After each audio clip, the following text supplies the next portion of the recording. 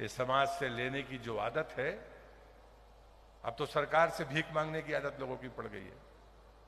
नेता आते हैं तो कागज, एक टुकड़ा दो कागज मिलते हैं उनको, मंच पर है माला पहनाएंगे और एक पत्र पकड़ा देंगे। ये अच्छी आदतें नहीं है। लेने की बजाय देने का मानस बनाइए। सुना आपने, ये है मोहन सरकार के कैबिनेट मंत्री प्रहलाद पटेल। ये सिर्फ मोहन सरकार में कैबिनेट मंत्री नहीं रहे हैं, बल्कि ये केंद्र में मोदी सरकार में भी कैबिनेट मंत्री रहे हैं, कई बार सांसद रहे हैं। लेकिन इनके अहम की भाषा देखिए, ये जनता को भिखारी कह रहे हैं। जनता अपनी कुछ समस्याएं लेकर इनके पास आती है, क्योंकि ये पद पर हैं, तो इनको भिखारी लगती है जनता।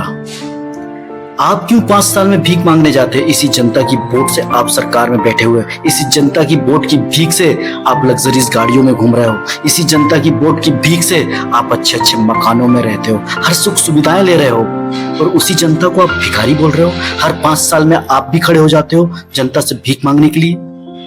क्यों जाते हो आप? जब उनकी समस्याओं का निराकरण आप नहीं कर सकते, आप उनको भिखारी कहते हो, तो क्यों उनसे वोट की भीख लेते हो? आप छोड़ दीजिए ना। क्यों सरकार में हो पद पर, जब आप उनकी समस्याओं का हल नहीं कर सकते, जब आप उनकी समस्याओं को भीख मांगना कहते हो, तो क्यों आप पॉलिटिक्स में हो? क्यों पद पर हो? छोड़ दीजिए मंत्री पद, छोड़ दीजिए सब कुछ, लेकिन जनता को भिखारी मत बोलिए, क्योंकि इसी 5 साल बाद इस जनता से आपको भीख मांगने घर घर जाना है।